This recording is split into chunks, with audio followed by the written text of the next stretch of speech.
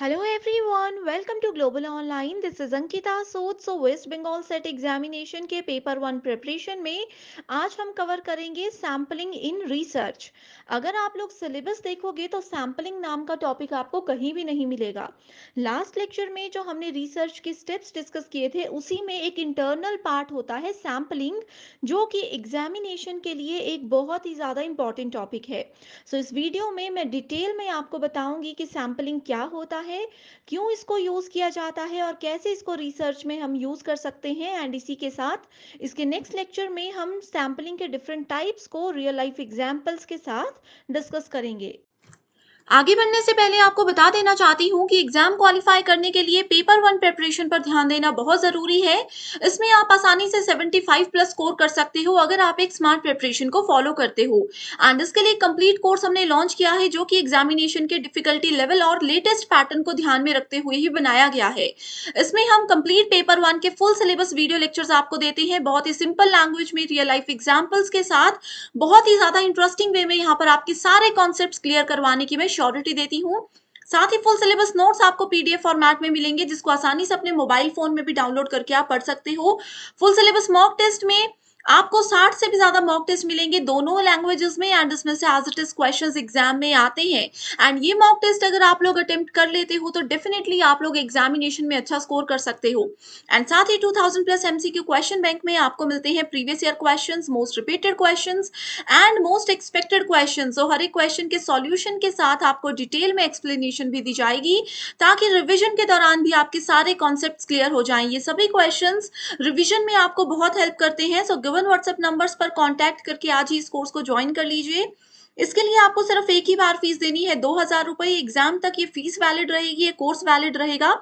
And इसके free videos के access के लिए ग्लोबल ऑनलाइन ऐप को जरूर डाउनलोड कीजिए। स्टोर सेक्शन पर जाकर सर्च बार में आपको कोर्स का नाम लिखना है। कोर्स के ओवरव्यू के बाद कंटेंट पर क्लिक करते ही आप यहाँ पर देख सकते हो सिलेबस मिल जाएगा, सेपरेटली मेरे फोल्डर्स मिल जाएंगे एंड यहाँ पर यूनिट वाइज फोल्डर्स हैं जहां पर आपको theory lectures, MCQ lectures, mock test और नोट्स भी मिल जाते हैं। ये एग्जाम ओरिएंटेड कोर्स है। डेफिनेटली 6 महीने के अंदर अंदर आपको एग्जाम को क्वालिफाई करने में यही कोर्स मदद करेगा।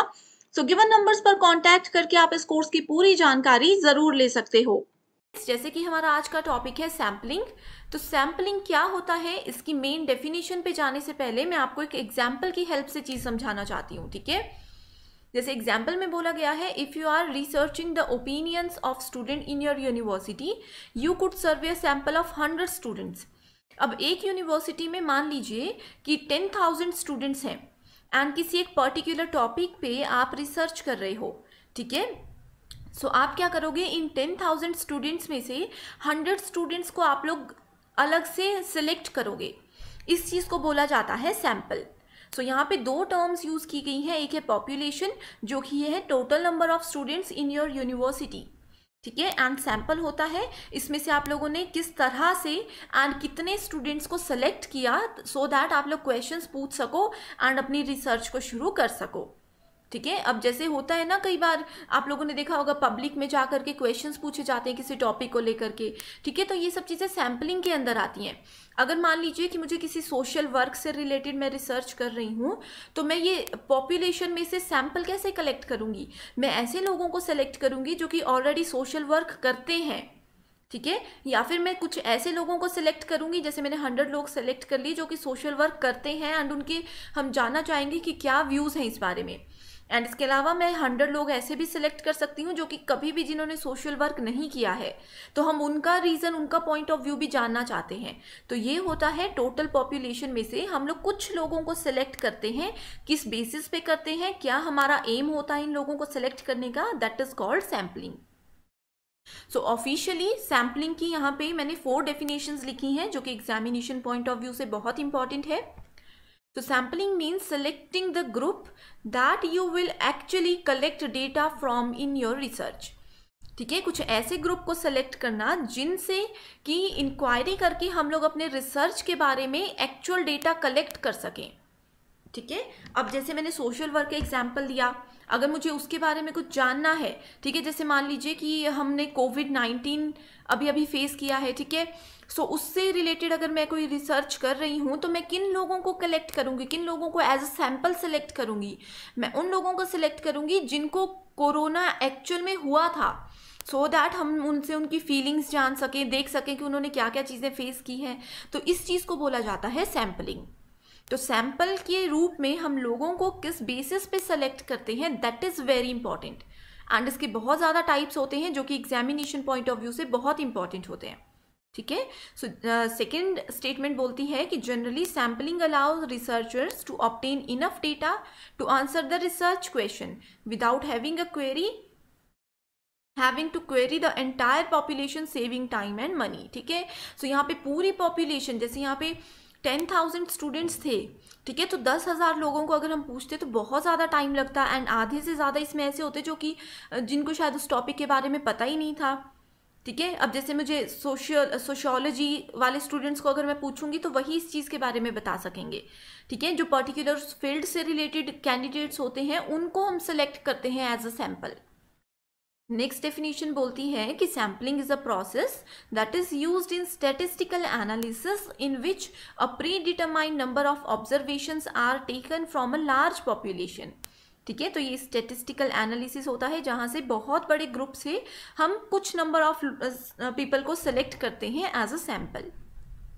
नेक्स्ट डेफिनेशन में बोला गया है the methodology used to sample from a large population depends on the type of analysis being performed, but it may include simple random sampling and systematic sampling.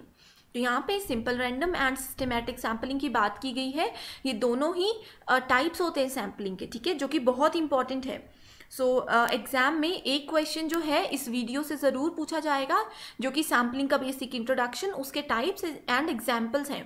And एक question पूछा जाता है types of sampling से। सो इन चीज़ों को examples के साथ and short tricks के साथ मैं आप लोगों को बताऊंगी, ठीक है। सो एग्जाम्पल आई होप आप लोगों को यहाँ पे क्लियर हो चुका है। सो अब बात करते हैं कि सैम्पलिंग अगर हम करना चाहते हैं तो उसका क्या प्रोसेस है। अब जैसे हमने आपको बताया था कि रिसर्च क्या है, रिसर्च एक स्ट्रक्चर्ड प्रोसेस है, एक सिस्टमैटिक प्रोसेस है, यानी कि जो भी चीज़ें करनी है एक सिस्टमैटिक वे में हम करेंगे, ठीक है। तो यहाँ पे क्या होता है, सैम्पलिंग के लिए भी हम लोग एक प्रोसेस को, एक प्री डिफाइंड स्ट्रक्चर को फॉलो करते हैं, जिसमें सबसे पहले हम देखते हैं क्लियरली डिफाइंड टारगेट पॉपुलेशन। तो ये सैम्पलिंग का पहला स्टेज होता है जिसमें हमें क्लियरली डिफाइन करना होता है अपने टारगेट पॉपुलेशन को। Population is commonly related to the number of people living in a particular country, ठीक है। अब जो भी हमारा रिसर्च का टॉपिक है, इस चीज़ को अच्छे से सुन लीजिएगा, एग्जाम में पूछा जाता है कि जो भी हमारा रिसर्च का टॉपिक है उसी टॉपिक से रिलेटेड हमारी पॉपुलेशन होती है, उसी पॉपुलेशन में भी हम लोग जो है सैम्पल्स को कलेक्ट करते हैं। क्योंकि अब पॉपुलेशन में मान लीजिए 10,000 लोग हैं, लेकिन हम 10,000 लोगों से कोई क्वेश्चन नहीं पूछ सकते अलग अलग जा करके, ठीक है। तो इसीलिए हम लोग सैम्पल लेते हैं 100 लोगों को, 50 लोगों को, अपनी रिक्वायरमेंट के अकॉर्डिंग, ठीक है। तो ये होता है कि अपना जो टारगेट पॉपुलेशन है वो हमें क्लियरली पता होना चाहिए। नेक्स्ट है select sampling frame. A sampling frame is a list of the actual cases from which sample will be drawn. And इसमें क्या होता है, sampling frame must be representative of the population. तो sampling frame में आएगा, जैसे 10,000 में से हमने 100 को select किया, इसको बोलेंगे हम लोग sampling frame। तो आई होप ये भी कॉन्सेप्ट आप लोग समझ चुके हो, बिल्कुल बेसिक चीज़ें हैं, ठीक है। नेक्स्ट आता है चूज सैम्पलिंग टेक्निक्स। तो कौन सी टेक्निक हम लोग यहाँ पे यूज़ करने वाले हैं ये डिपेंड करता है एक तो हमारे टॉपिक पे, दूसरा अब जैसे मैं आप लोगों को सैम्पलिंग के टाइप्स बताऊंगी उस पर भी ये चीज़ें डिपेंड करती हैं। So prior to examining the various types of sampling method it is worth nothing what is meant by sampling along with reasons why researchers are likely to select a sample. And इसके अलावा हम ये भी बोल सकते हैं कि sampling can be use to make influence about a population और to make generalisation in relation to existing theory. So next आता है हमारे पास डिटरमाइन सैम्पल साइज। अगेन जो हमने सैम्पलिंग फ्रेम सेलेक्ट की थी उसी की तरह सैम्पलिंग साइज भी होता है, ठीक है। सो जैसे कि हम लोग, अब मैंने यही बताया कि 10,000 लोग हैं, 10,000 लोगों से इंक्वायरी करना, उनके व्यूज़ जानना एक तो डिफ़िकल्ट है, टाइम कंज्यूमिंग प्रोसेस है। दूसरा क्या होता है, अगर 10,000 लोग हैं हमारे पास, तो जितने लोगों से हम लोग रिव्यूज़ लेंगे, जितने लोगों से उनके व्यूज़ जानने की कोशिश करेंगे, उतने ज़्यादा हम कंफ्यूज होते जाएंगे। ऐसा होता है ना, कई बार हम किसी चीज़ में फंस जाते हैं, हम जितने ज़्यादा लोगों से उस चीज़ को डिस्कस करेंगे उतने ज़्यादा पॉइंट ऑफ व्यू लोग अपने बताएंगे हमें, ठीक है, क्योंकि सबका अपना अपना पॉइंट ऑफ व्यू होता है। तो इसीलिए यहाँ पे बोला गया है कि इसकी साइज़ जो है डिटरमाइन करना बहुत इंपॉर्टेंट है, कि हमें कितने रिजल्ट्स की ज़रूरत है, कितने लोगों का रिव्यू हमारे लिए मैटर करता है, ठीक है। सो यहाँ पे कई बार होता है कि सिर्फ 10 लोगों के रिव्यू से भी हम काम कर सकते हैं, हमें ज़्यादा डिटेल में जाने की ज़रूरत ही नहीं पड़ती है, ठीक है। सो यहाँ पे साइज डिटरमाइन करना इज़ वेरी इंपॉर्टेंट। नेक्स्ट आता है हमारे पास कलेक्ट डेटा। सो डेटा को कलेक्ट करने का क्या मतलब होता है? डेटा को कलेक्ट करने का मतलब होता है कि एक बार हम लोगों ने पॉपुलेशन, टारगेट पॉपुलेशन को भी क्रिएट कर लिया, ठीक है, सैम्पलिंग फ्रेम को भी हम लोगों ने जर्नलाइज कर लिया, ठीक है, ये सारे स्टेप्स कर लिए। उसके बाद हम डेटा कलेक्ट करेंगे कि एक्चुअल में अभी तक हम लोगों ने जो जो चीज़ें देखी हैं, जो जो लोगों से सुना है, उसमें से कौन कौन सी चीज़ें हमारे काम की हैं, ठीक है। सो ये हमेशा सैम्पल साइज के बाद ही होता है डेटा को कलेक्ट करना। सो जैसे मैंने आप लोगों को प्रीवियस लेक्चर में भी बताया था कि डेटा को कलेक्ट करने के वेरियस मेथड्स होते हैं। हम इंटरव्यूज़ कर सकते हैं, हम सर्वेज कर सकते हैं, इंटरनेट के थ्रू, बुक्स के थ्रू, जर्नल्स के थ्रू हम लोग देख सकते हैं ये चीज़ें, ठीक है।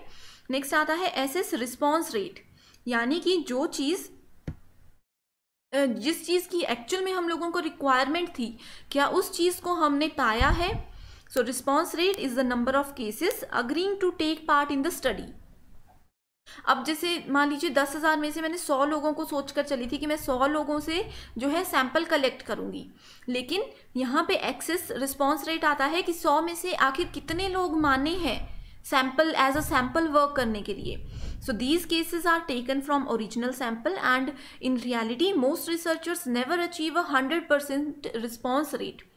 सो अगर आप लोग 100 टारगेट लेकर चलते हो तो ज़रूरी नहीं है कि 100 के 100 लोग आप लोगों से बात करने में, अपने व्यूज़ बताने के लिए रेडी हों, ठीक है। तो ये पूरा प्रोसेस है जो कि बहुत इंपॉर्टेंट है। नेक्स्ट बात करते हैं characteristics of a good sample. So आप लोग अगर सिंपल सा क्वेश्चन है, अगर देखें हम लोग तो एक अच्छा सैंपल कब माना जाता है किसी चीज़ को, ठीक है। अच्छा सैंपल तब माना जाता है अगर वो गोल ओरिएंटेड हो, यानी कि पूरे सैंपल कलेक्ट करते हुए हमें पता होना चाहिए कि हम सैंपल्स क्यों कलेक्ट कर रहे हैं, अपना गोल हम कभी भी मिस ना करें। It means the object should be oriented, goal oriented to the research objective and fitted to the survey conditions. So सर्वे करने की क्या कंडीशंस होती हैं, जैसे कि ये कंडीशन होती है कि हम किसी पर्सन को फोर्स नहीं कर सकते कि वो अपने रिव्यूज़ बताएं। हम एक बार पूछेंगे, अगर वो एग्री है तो ही हम उनसे क्वेश्चन पूछेंगे, अदरवाइज हम उनको फोर्स नहीं करेंगे कि हमें अपना टारगेट पूरा करना है तो प्लीज़ आप यहाँ पे आंसर दीजिए। इस तरह की चीज़ें नहीं होती हैं, ठीक है। नेक्स्ट आता है यहाँ पे हमारे पास proportional. So a sample should be proportional. इसका मतलब है it should be large enough to represent the universe properly. The sample size should be sufficiently large to provide statistical stability and reliability.